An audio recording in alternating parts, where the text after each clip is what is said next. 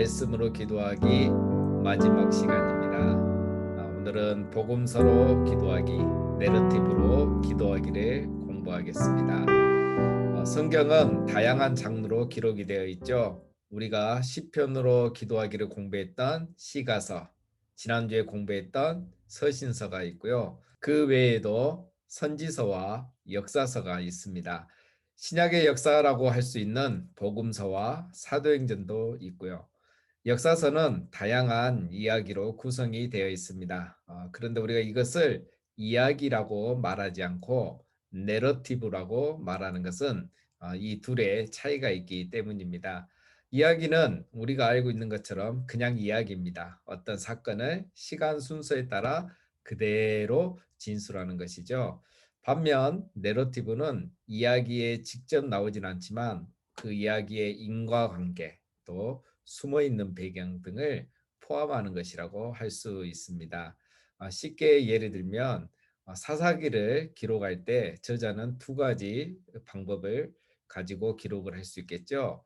사사들의 주요 행적만 시간 순서에 따라 있는 사실만 그대로 이야기를 기록하는 방식이 있을 거고, 또 한 가지는 사사들의 행적을 기록하면서 그 배경이나 원인과 결과 등을 암시하는 내용을 함께 기록하는 방법이 있을 겁니다. 사사들의 행적을 기록하면서 구조도 바꾸고, 어떤 사사는 일부러 자녀가 몇 명이 있는데 자녀들의 재산이 얼마가 있더라, 이런 것을 기록하는 거죠. 그리고 저자는 또 왕이 없어서 자기 소견에 옳은 대로 행하더라라는 어떤 시대적 배경과 그 시대의 원인을 설명해 놓기도 합니다. 이런 방식으로 기록된 것을 내러티브라고 합니다. 따라서 우리가 성경을 읽거나 묵상을 할 때는 사실 이런 내러티브를 고려하지 않을 수가 없습니다. 오늘 우리가 복음서 또는 내러티브로 공부하기를 하는 이유는 두 가지입니다. 성경의 상당 부분이 여기에 해당하기 때문입니다. 복음서, 사도행전, 그리고 구약의 성경은 많은 부분이 여기에 해당하죠. 또 우리가 이것을 공부하는 이유는 시편이나 서신서로 기도하는 방법과는 또 다른 차이가 있기 때문입니다. 시편이나 시가서의 기도문으로 기도하는 방법은 조금 쉬웠죠. 미시적인 눈을 가지고 얼마든지 우리가 기도할 수 있었습니다. 예를 들면 시편 23편에 나오는 여호와는 나의 목자시니라는 말씀을 읽고 우리는 바로 적용해서 기도했죠.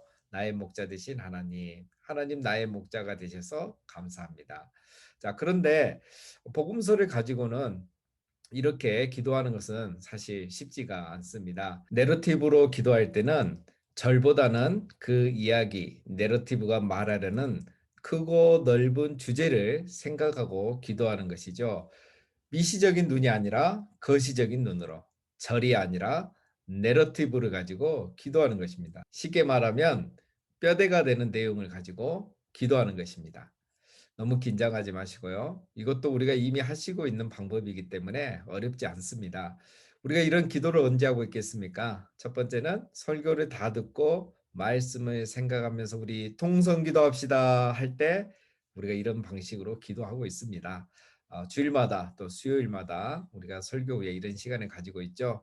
두 번째는 개인적으로 묵상을 한 후에 큐티를 한 후에 기도할 때 사실 이렇게 하고 계십니다. 이때는 조금 짧게 기도하겠지만 원리는 같은 것입니다. 내러티브로 기도하는 방법은 크게 두 가지가 있습니다. 첫 번째는 내러티브에 있는 내용을 가지고 그대로 기도하는 방법입니다. 두 번째는 내러티브를 읽고 묵상한 내용을 가지고 기도하는 방법이 있습니다. 자, 어떤 방식으로 하든 상관은 없습니다. 자, 그러면 우리 연습을 한번 해보겠습니다.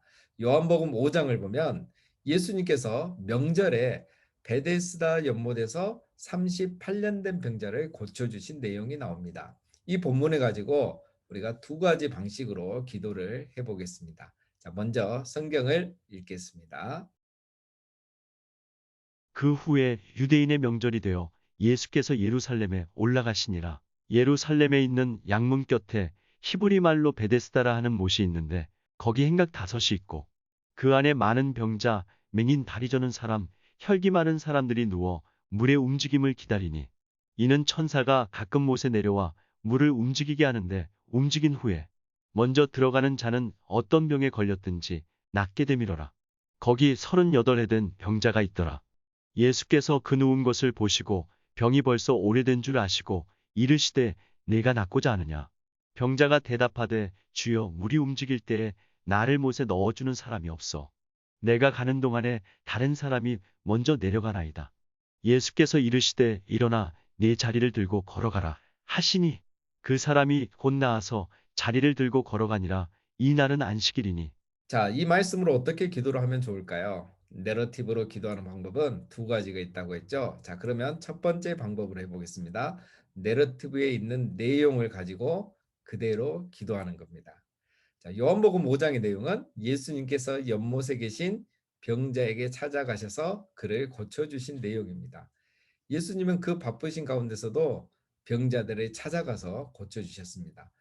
이 말씀을 읽고 내 주변에 치료가 필요한 사람들을 위해서 기도하고 싶은 마음이 들 수 있습니다. 가족 중에, 친구 중에, 교인들 중에 아프신 분들이 생각이 나겠죠. 평소에는 자주 기도하지 않았는데 오랫동안 병을 앓고 계신 가족, 성도님, 요양원에 계신 성도님, 입원 중에 계신 성도님들이 생각이 날 수 있습니다. 그러면 오늘은 그분들의 이름을 불러가면서 기도할 수 있습니다. 한 사람 한 사람 이름을 불러가면서 예수님께서 그들을 치유해 주시도록 기도하면 됩니다. 하나님이 그런 분들을 생각나게 하셨기 때문에 그분들을 위해서 기도하면 되는 겁니다.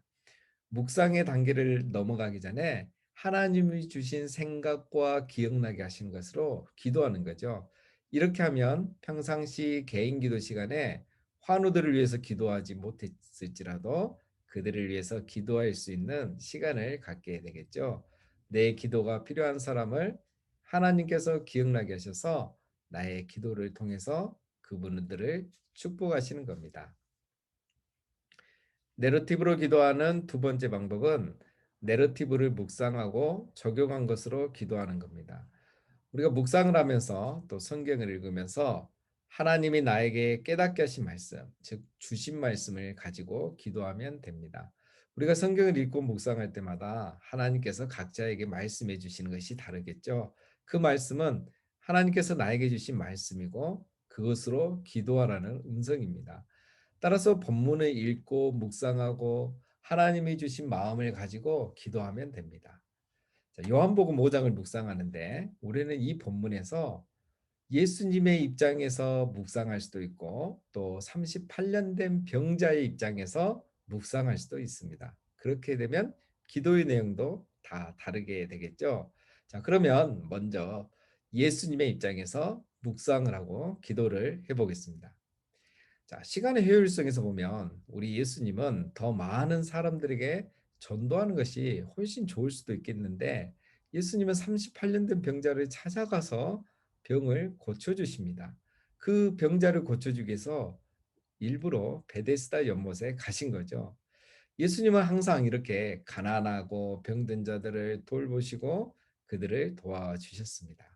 이런 예수님의 모습을 보면서 내 자신의 죄를 깨닫게 되면 우리가 이렇게 기도할 수 있겠죠. 예수님께서는 오늘 한 병자를 치료하기 위해 베데스다 연못으로 가셨습니다. 저는 그동안 바쁘다는 핑계로 주변의 연약한 성도를 돌아보지 않았음을 용서하소서. 저의 아픔만을 생각하고 다른 사람의 고통에 무관심했던 저를 용서하소서. 오랫동안 병을 앓고 있는 분들을 긍휼의 마음으로 돌아보지 못함을 용서하소서. 하나님, 오늘은 예수님처럼 고통 중에 있는 집사님을 찾아가서 위로하겠습니다. 하나님, 고통 중에 있는 사람을 예수님처럼 다가갈 수 있는 긍휼의 마음을 주소서. 자, 이번에는 병자의 입장에서 기도해 보겠습니다. 자, 38년 된 병자는 정말 오랫동안 병을 앓고 고생했습니다. 그런데 예수님이 자기 앞에 오셨는데도 그 예수님을 알아보지를 못하고 있죠. 그리고 자기가 병 나을 기회를 얻지 못한 것은 다른 사람들이 자기보다 먼저 물에 들어가기 때문이라고 그렇게 말합니다. 예수님께 저를 낫게 해주세요 라고 기도하지 않고 나올 수 없었던 이유만을 설명하고 있죠. 38년 된 병자는 옆에 있는 병자들을 긍휼의 대상이 아니라 경쟁의 대상처럼 보고 있었던 겁니다. 이런 면을 묵상하게 되면 저절로 회개의 기도를 하게 되겠죠. 하나님, 내가 축복을 받지 못한 이유가 다른 사람 때문인 듯 원망했음을 용서하소서. 하나님께 기도하기보다는 환경을 원망하는 저희 믿음 없음을 용서하소서. 늘 불가능한 것만을 생각하고 믿음으로 더 기도하지 못했음을 용서하소서. 예수님께 나아가지 않고 내 힘으로 뭔가를 해보려고만 했던 것을 용서하소서. 예수님, 저에게도 일어나 걸어가라는 말씀을 해주사 저희 질병을 고쳐주소서. 내 주변에 여전히 고통 중에 있는 분들을 향한 긍휼의 마음을 저에게 주소서. 자, 같은 본문을 가지고 우리가 세 가지 방법으로 기도 연습을 해봤습니다. 아프신 분들을 위해서 중보 기도를 하게 되고, 예수님의 입장에서 또 내 안에 긍휼 없음을 회개하고 예수님처럼 긍휼을 실천하겠다는 결단의 기도를 하게 되고, 또 병자 입장에서 자기의 고통에 집중한 나머지 다른 사람을 향해 긍휼의 마음을 품지 못한 죄를 회개하는 기도도 해보았습니다. 자, 여러분 이런 식으로 기도하면 어떤 장점이 있겠습니까? 내러티브로 기도하기는 기도의 방법에서 끝나는 것이 아니라 성경을 묵상하는 방법이 되기도 합니다. 자, 내러티브로 기도하기는 생각보다 간단하죠. 자, 이미 시편과 서신서로 연습을 많이 하셔서 잘 하시리라 생각됩니다. 요즘 우리 가정예배 본문이 출애굽기인데 출애굽기로 이제 연습을 한번 해보겠습니다. 자, 여러분 출애굽기 14장은 홍해를 건너는 장면이 나오죠.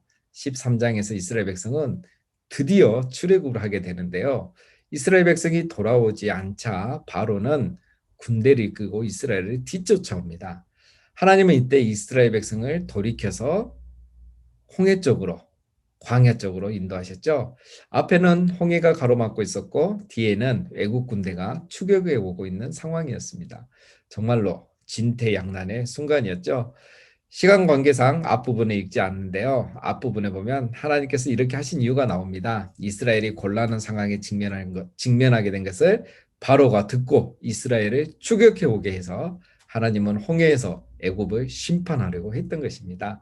그리고 이스라엘은 홍해를 마른 땅처럼 건너면서 기적을 경험하게 하는 거죠. 그래서 이스라엘이나 애굽이나 하나님이 여호와이신 줄 알게 하기 위해서 이런 상황을 하나님께서 연출하신 겁니다. 자, 이런 계획을 사실 미리 다 말씀하셨음에도 불구하고 이스라엘이 어떻게 반응을 할까요? 10절 이하 우리 함께 읽어보겠습니다. 바로가 가까이 올 때 이스라엘 자손이 눈을 들어본즉 애굽 사람들이 자기들 뒤에 이른지라 이스라엘 자손이 심히 두려워하여 여호와께 부르짖고 그들이 또 모세에게 이르되 애굽에 매장지가 없어서 당신이 우리를 이끌어내어 이 광야에서 죽게 하느냐 어찌하여 당신이 우리를 애굽에서 이끌어내어 우리에게 이같이 하느냐 우리가 애굽에서 당신에게 이른 말이 이것이 아니냐 이르기를 우리를 내버려 두라 우리가 애굽 사람을 섬길 것이라 하지 아니하더냐 애굽 사람을 섬기는 것 이 광야에서 죽는 것보다 낫겠노라. 모세가 백성에게 이르되 너희는 두려워하지 말고 가만히 서서 여호와께서 오늘 너희를 위하여 행하시는 구원을 보라. 너희가 오늘 본 애굽 사람을 영원히 다시 보지 아니하리라. 여호와께서 너희를 위하여 싸우시리니 너희는 가만히 있을지니라. 자, 이 본문을 가지고 이제 묵상을 했습니다. 그러면 어떻게 기도하면 좋을까요? 제가 기도해 보겠습니다. 하나님 아버지, 하나님께서는 큰 계획을 가지고 제 인생을 인도하고 계심을 신뢰하게 하소서. 홍해를 만날 때 하나님께 원망하거나 사람에게 불평하지 않게 하소서. 시련을 만날 때 두려워하지 않고 하나님을 바라보는 믿음을 주소서. 진퇴양난의 현실 속에서 하나님의 약속을 붙드는 믿음을 주소서. 위기를 만날 때 내 힘을 의지하지 않고 하나님의 역사를 기다리게 하소서. 조급해하지 않고 가만히 서서 하나님의 때를 기다리는 믿음을 주소서. 홍해를 보며 낙심하지 않고 홍해 가운데 있는 길을 보는 믿음을 주소서. 나를 위하여 싸우시는 하나님을 기대하고 기다리는 믿음을 주소서. 눈앞의 위기를 보지 않고 눈에 보이지 않는 하나님을 보게 하소서. 염려하고 두려워하는 자가 아니라 믿음으로 담대한 자가 되게 하소서. 네, 생각보다 어렵지 않으시죠? 이렇게 간단하게 하시면 되겠습니다. 시편으로 기도하기도 참 좋지만 이처럼 내러티브로 기도하기도 해보시면 정말 좋습니다. 자, 우리가 지금까지 말씀으로 기도하기를 공부했는데, 자, 말씀으로 기도하기를 해보시니 어떤 점이 좋으시던가요? 내 필요 중심의 기도가 아니라 하나님의 뜻을 따라 기도하게 되고, 나의 욕심을 채우는 기도가 아니라 나의 변화와 성숙을 위한 기도를 드리게 되고, 기도의 중심이 내가 아니라 하나님이 되는 그런 기도를 드리는 아주 좋은 방법이 말씀으로 기도하기입니다. 자, 우리의 신앙과 또 영성도 훨씬 더 성숙해지는 그런 계기가 될 것입니다. 자, 여러분, 우리가 그동안 기도하는 것에 대해서 공부했는데요. 잠깐 한 가지만 더 살펴보고 마치도록 하겠습니다. 자, 우리가 기도할 때 가장 많이 하는 말 중에 한 가지가 하나님께 모든 것을 맡겨드립니다 라는 말을 많이 하죠. 하나님, 이 모든 것을 하나님께 맡겨드립니다. 하나님께 맡기겠습니다. 이런 말을 많이 합니다. 자, 이것에 대해서 과연 하나님께 맡긴다는 것은 무엇일까? 또 하나님께 맡겼으면 나는 아무것도 안 해도 되는가? 기도만 하면 되는가? 자, 이 부분에 대해서 어떻게 생각하십니까? 자, 여러분, 하나님께서 가나안 땅을 이스라엘에게 주셨지만 이스라엘 백성이 가나안 땅을 정복하고 차지해야 됐죠. 자, 이것과 똑같습니다. 자, 하나님이 완성하시지만 우리가 그 과정은 진행해야 하는 거죠. 자, 하나님께 다 맡긴다? 하나님께 모든 것을 다 맡긴다. 어떤 의미겠습니까? 우리가 주님께 맡기겠다는 것은 나는 최선을 다하지만 그 결과로부터 자유한다는 겁니다. 내가 원하고 기대하는 결과가 나타나거나 또 나타나지 않거나 그 어떤 결과에 대해서도 나는 책임이 아니라는 말과 같습니다. 그래서 모든 나타나는 결과로부터 염려가 없어지는 것이고 어떤 결과로부터도 자유로워지는 것이죠. 나는 최선을 다해서 노력하고 최선을 다해서 기도해야 하지만 결과로부터 자유로워지는 것입니다. 하나님께서 합력하여 선을 이루실 것을 믿기 때문에 하나님께는 더 큰 계획이 있다는 것을 알기 때문에 믿기 때문에 하나님께 맡기고 지금 현실에서 내가 할 수 있는 최선을 다하는 것이죠. 그것이 공부이든 사업이든 기도이든 결과에 연연하지 않고 최선을 다하고 기도하고 기다리는 것, 이것이 바로 하나님께 맡기는 것입니다. 자, 그런데 우리는 보통 하나님께 맡긴다고 해놓고 내가 원하는 결과를 기대하죠. 그리고 기대하던 결과가 나오지 않으면 실망하고 또 시험에 들기도 합니다. 다른 종교에서의 기도와 우리의 기도가 다른 부분이 이것입니다. 그리고 우리가 말씀으로 기도하기를 하는 이유도 이것입니다. 내가 원하는 결과가 나오기만을 기도하는 것은 종교적 행위이죠. 내가 기도를 많이 하거나 또 착하게 살면 내가 금식만 하면 기도하는 대로 결과가 나올 것이라고 생각하는 것도 사실 종교적 행위입니다. 우리는 기도하고 하나님이 내 기도를 들으신다는 것을 믿고 그것이 이미 응답인 것을 또 믿고 그 이유는 하나님께 맡겨 드리는 것이죠. 이런 관점에서 하는 기도가 바로 하나님과의 교제인 기도인 거죠. 이렇게 기도하기 좋은 훈련 방법이 바로 말씀으로 기도하기입니다. 자, 이제 마지막으로 우리 복음서와 내러티브로 기도하기 좋은 기도문을 소개하고 마치겠습니다. 마가복음 14장 36절. 자, 예수님의 기도를 가지고 기도 연습을 해보겠습니다. 이르시되 아빠 아버지여 아버지께는 모든 것이 가능하오니 이 잔을 내게서 옮기시옵소서. 그러나 나의 원대로 마옵시고 아버지의 원대로 하옵소서 하시고. 기도를 들으시는 하나님 아버지, 내가 원하는 것이 아니라 오직 하나님의 뜻을 간구하게 하소서. 나의 뜻을 관철하려는 강청을 멈추고 당신의 뜻에 순복하게 하소서. 나의 간구하는 것이 하나님 나라를 구하는 것이 되게 하소서. 나의 소원하는 것이 하나님 이름을 높이는 것이 되게 하소서. 나의 생각을 버리고 주님의 뜻을 따르는 기도로 변화되게 하소서. 오직 아버지의 뜻만을 구하오니 나를 인도하여 주소서. 다음은 사무엘상 말씀, 우리 다윗이 했던 고백을 가지고 함께 기도해 보겠습니다. 또 여호와의 구원하심이 칼과 창에 있지 아니함을 이 무리에게 알게 하리라. 전쟁은 여호와께 속한 것인즉 그가 너희를 우리 손에 넘기시리라. 나의 참 도움이 되시는 하나님 아버지, 내 앞에 있는 골리앗을 볼 때 골리앗보다 더 강하신 하나님을 보게 하소서. 여호와의 구원하심이 보이는 칼과 창에 있지 않음을 항상 기억하게 하소서. 모든 전쟁은 오직 여호와께 속한 것임을 알고 하나님만 의지하게 하소서. 나의 자녀들이 칼과 창이 아니라 오직 여호와를 의지하며 살게 하소서. 나의 자녀들이 인생의 모든 전쟁은 여호와께 속한 것임을 알게 하소서. 네, 이렇게 내러티브에서 한 절의 말씀만 가지고도 기도를 할 수 있겠죠.